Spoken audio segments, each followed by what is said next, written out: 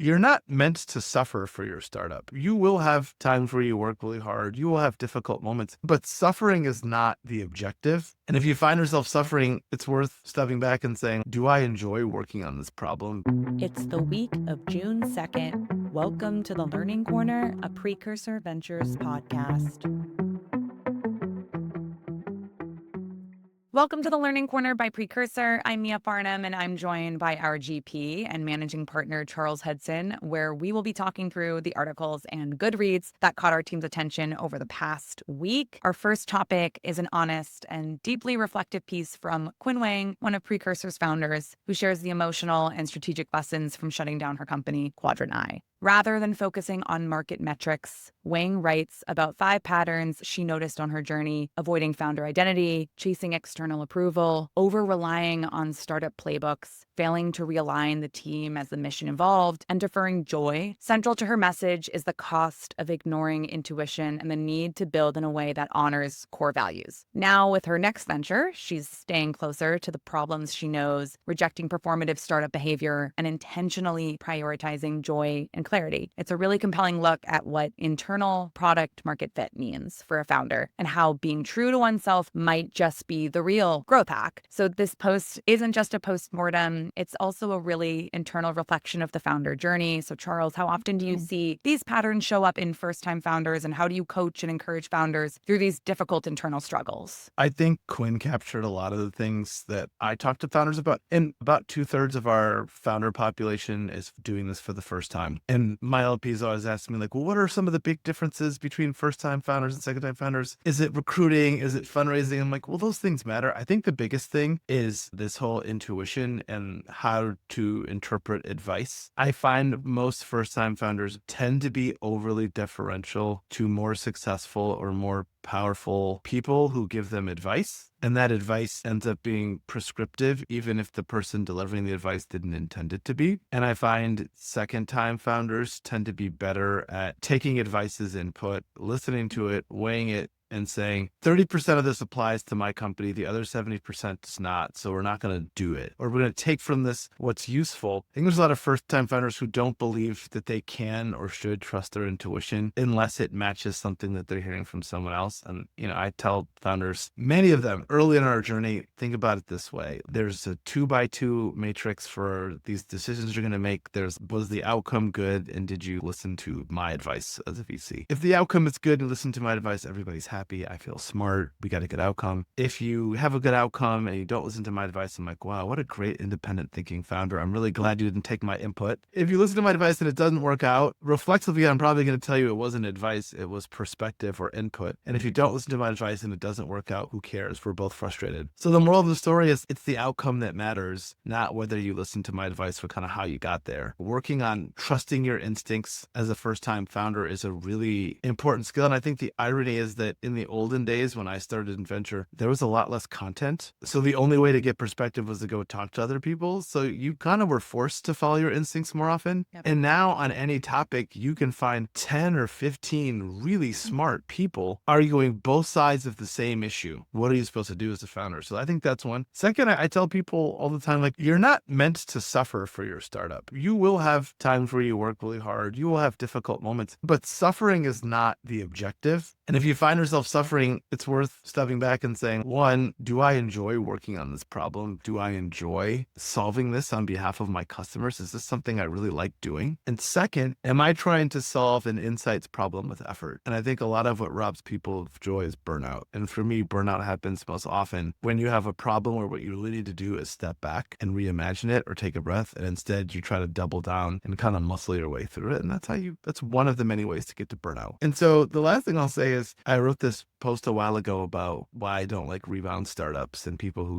shut down on Friday and come back on Monday with a new idea. Having known Quinn for a while, I think some of these insights are born of perspective. And having been far enough away from Quadrant I to have a clearer picture of what happened, her role in it, and why it happened. And I don't think it's easy to have these insights the day after your startup shuts down because it's still too raw. And most people, but not all people, but most people are reflexively defensive about what happened when it shuts down. And it's kind of hard to see your own role. And I'm speaking from personal experience, having shut down a startup myself. It wasn't until maybe a year later, I was like, well, these are bad decisions I made that caused our company to have these problems. Yes, others were at fault, but like, let's be honest about my contribution. She had a really good quote, and it was, I was so focused on getting everything right that I let the company's performance dictate how I felt about myself. When things went wrong, I was discouraged. When they went well, I didn't feel proud or happy. I just felt relieved and immediately started bracing for the next shoe to drop. So in that mentality, you're never enjoying the journey, and you're probably always just seeking input. And to her point, she just never trusted her gut. But I imagine as a founder, when you're bringing around all these awesome investors and advisors to the table, you're trying to arm yourself with as much information as you possibly can. How do you decide who to bring in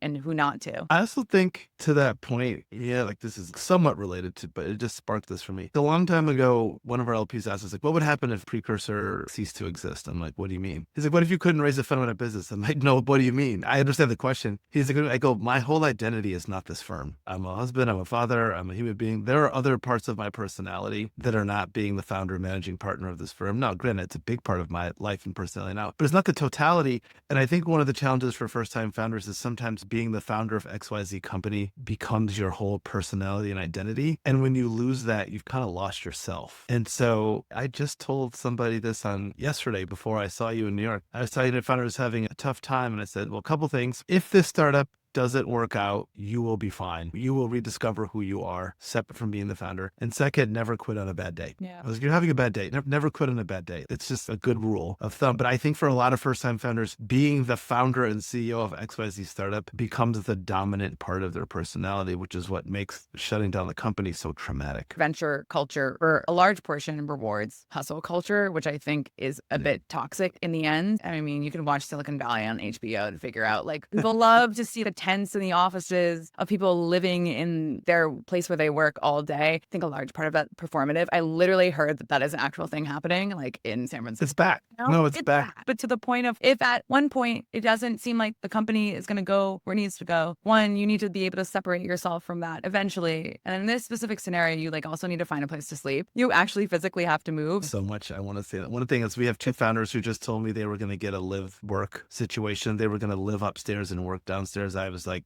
please don't do that. No. And they're like, why? I'm like, you need actual separation between where you live and where you work. This isn't school. It sounds cool. It sounds convenient. It's like actually not a great idea in my opinion. And second, I've heard a bunch of these 996 stories in San Francisco again, 9 to 9, 6 days a week. And they're all AI companies. And I think some of it's performative, but I find when people work that way, it's usually driven out of fear. Yep. A long time ago, one of my VC mentors was like, listen, if you have a company that's successful, and he's been around a bunch of companies, he's like, there were times at every one of my top performing companies where everybody was working 7 days a week, but it was to keep up with business. It wasn't to do random code. It wasn't to hang out. It was because they had so much stuff to stay on top of that the only way to do it was to work all the time. And he's like, and they didn't work that way forever. Yeah. They worked that way until they could hire the people they needed to bring it back down to something sane. And it spiked again. And he's like, you can't do 996 in perpetuity. That's something you do for a crunch or a push or for a season or for a moment, not as a standard operating procedure. But I've heard more of this, and it's all AI companies who I think it's anxiety driven. The feeling that if we're not working all the time, this technology is moving so fast, someone's gonna outwork us and leapfrog us. And I'm sure they're hearing about their competitors, which in this space is many people coming up every day. And they're probably hearing of those stories of them living in their office. It's also the downside of having, SF be the epicenter of AI is that like you go to brunch on Saturday and everybody else is like, I can't come, I'm at the office. And you're like, well, am I doing this wrong? And I'm like, at brunch, maybe I'm doing this wrong. And you see it. It's just not theoretical. You actually see it. I always think about this. A great manager that I love said, I don't know why people brag so much about how busy they are. Wouldn't you want to brag about how efficient you are with your time and how unbusy you are, because it means you've freed yourself of unnecessary tasks? Needless to say, I don't think anyone's going to be pitching tents in Precursor's office anytime No, soon. that is not our culture. Our next topic is an article from Jason Kubler via the 404 Media blog, which discusses the challenges teachers are facing with the growing use of AI tools like ChatGPT in classrooms. Teachers are feeling overwhelmed, particularly when it comes to academic integrity as students use AI to complete assignments. The article outlines concerns about the loss of critical thinking skills, the ability to discern misinformation, and the increasing difficulty of grading. While some educators are finding ways to incorporate AI positively, there's a growing anxiety about how AI could change the role of teachers in the classroom and the overall educational experience. One noteworthy quote from a research chair at York University said, "Honestly, if we ejected all the Gen AI tools into the sun, I would be quite pleased." How are we supposed to respond to this as investors who work to place capital in companies that not all the time, but ideally improve communities and the broader ecosystem overall? There are two articles I read in the last 2 weeks that I enjoyed. One, I think, was in the New York Times, which was basically like teachers fight back. Yeah. And a lot of the narrative in the beginning was students are using AI to cheat or to do their homework, and teachers are on the back foot. And that article in the Times was like, nope, teachers have kind of, figured out some ways to sort of arm themselves too. And the reason I really enjoyed this article is, to me, a lot of the discourse on this topic has been flat. It's that students are using AI to cheat and teachers are mad because students are cheating. And I think for those who have the chance to read the article, a lot of what comes through isn't so much a fear of cheating, it's a fear of learning loss. Yeah. The teachers aren't so much like it's People have been cheating since the beginning of time. yeah, I was going to say, writing answers on their hand. But I think what really came through with me is the people who are passionate about being educators are more worried about, it's that old, it sounds like a bad parenting hack, but what these students are robbing themselves of by cheating more than, and look, there were a few things that resonated with me. One person was like, how much time should I spend grading, providing comments on an essay that someone just spit out of ChatGPT? I feel that way with some of the emails I get in my inbox. And This feels like somebody took my name and I was part of a big email list and they either dumped it in Outreach or dumped it in ChatGPT and sent me an email that's either creepily familiar or super vague. And I'm like, do I owe this person anything in terms of a reply? I don't know. Depends on the day. But I was just fascinated by the genuine concern that a lot of these teachers had about the implications. One that really got me was the Spanish teacher who talked about students not knowing the English word for the thing they were. And look, there's a quote. I'm on an advisory council at Stanford, and every couple of meetings we read this quote about how students are not learning, they're lazy, they're terrible. And it was written 60 years ago. So this is a common dialectic between, but this does feel different because I wasn't around when calculators got introduced into math class, but I'm sure there was also a similar panic about people aren't going to know how to multiply, subtract, add, or divide and do math. This feels substantively different because the level of effort, I don't know, I just read it and I was like, I just really felt for the teachers in this article, many of whom want to create an environment for their students where they're challenged to learn, and getting an answer out of a system with very little effort robs you of the struggle of learning. And part of learning is like wrestling with things and coming to conclusion. My sense, though, is it's going to be impossible to keep these tools out of the classroom. And it's probably not advisable because many of these students are going to go into jobs where the expectation will be that they have some facility with these tools. If I were a teacher, I'm like, look, I don't want to be the ChatGPT police. I think this is also new. There's still work to be done, but it's funny. I just went to this session where I was hanging out with someone who's a little older than me, who's an alum of my college. And we were talking about our favorite classes, and his favorite class was the hardest class he took. Mm-hmm. And he's like, it was my favorite class because it really stretched my mind. It really made me work hard to get to the answer. He's like, I felt like I worked the hardest and I learned the most in that class. And that's something that like stuck with me. And I don't know, I really identified with the struggle that the teachers in that article outlined that they were going through.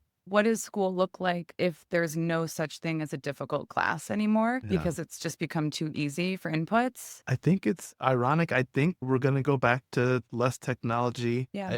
And this is happening in colleges already. Hey, your final is going to be a handwritten, despite the decline in student handwriting, it's going to be handwritten essays in blue books with no computer. You're going to come in and you're going to have to write without an aid. It's going to be potentially old school Socratic oral examinations. Yep. I think people are going to find a way to get back to measuring whether or not you learned, and it's probably going to be different than what it's been in the past, which has been a steady march toward more technology. I think this time around, different from the olden days when Socratic seminars, blue books, that was all they had. I think now we'll have maybe technology, probably fueled by AI, that could support the teachers to basically manage that so they can review and grade more things, be able to kind of even out the ratio between one teacher to like 40 students. So hopefully we can find that balance. Also, I just think like a ChatGPT TA that's available 24/7, Yeah. that understands all the material, that has infinite patience, that would be great. Yep. No, I agree. I distinctly remember being in the 6th grade, and I remember the kid next to me, I think it was in math class. He cheated on a test, but he had written all the answers on the inside of a Poland Springs like water bottle, like Yeah.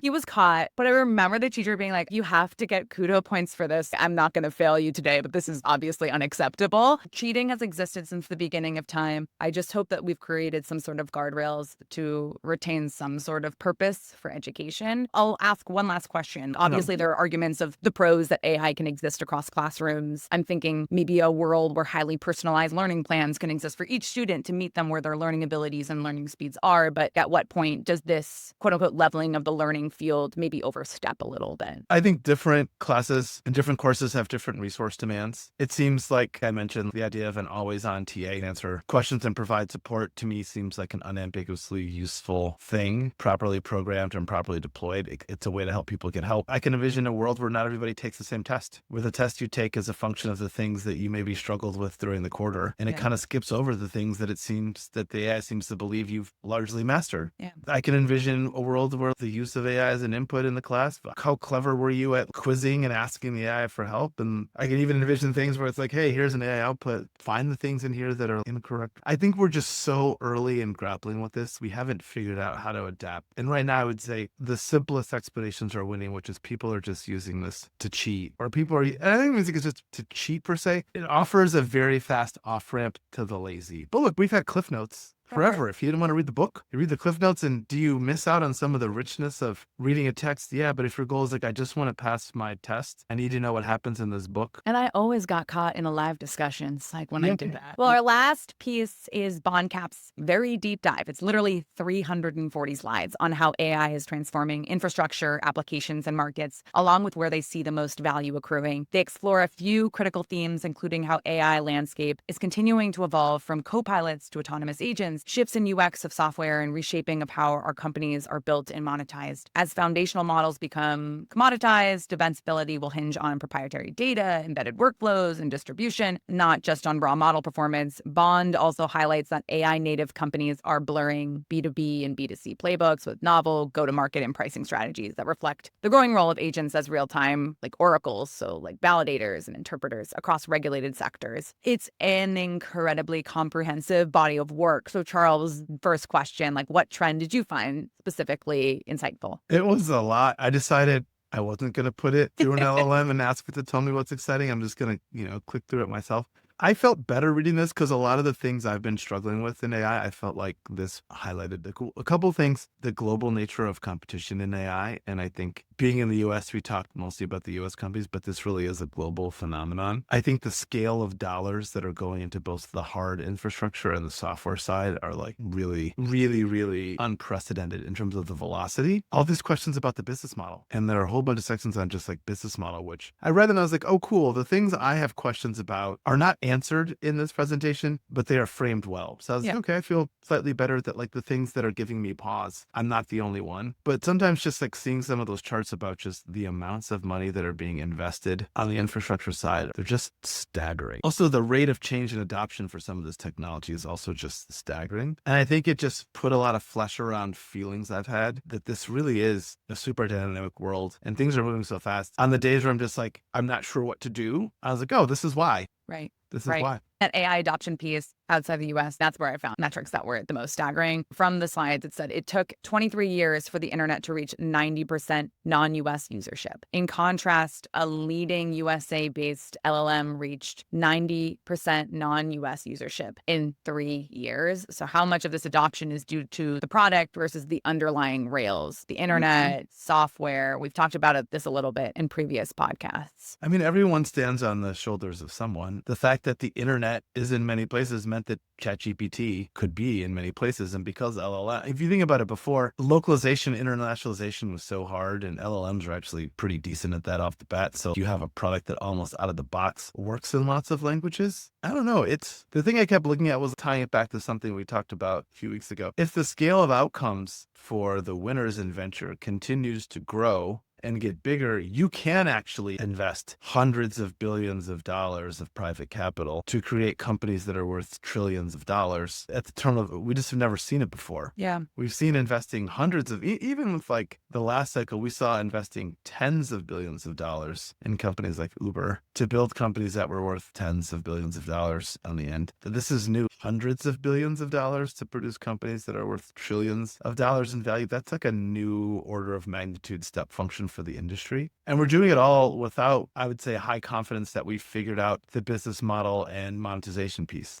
Yeah, that's the key part. The key takeaway is the monetization piece has not been figured out. It looks like consumer, but monetizes like SaaS. Like you say it all the time, AI hasn't had its AdWord moments yet. When will that happen? It could be a year from now. It could be 10 years from now. I don't know. Because I feel like once people realize, okay, ads are going to be a big part of the business model of the internet. The only question was, how quickly can we get advertising dollars that are being spent elsewhere to move to the internet? And I think people forgot the internet will allow you to just actually spend more on advertising than you ever could do the old. It's not just a shift, it's actually an expansion of the pie. I kept reading this deck hoping to figure out, well, what's going to be the inflection? They talked about like the moment of reckoning for Amazon, the moment of reckoning for Uber. And I'm like, it doesn't feel like the moment of reckoning for OpenAI and Anthropic is happening anytime soon. The only thing I can imagine is some macro event that makes capital far more expensive for those companies. I don't know what that event would be, and I hope it doesn't happen because it would be bad for everybody. Yep, I agree. Well, we are all out of time for today. Thank you, Charles, for stopping by. Please like and subscribe, and we will talk with you all next week. Thank you.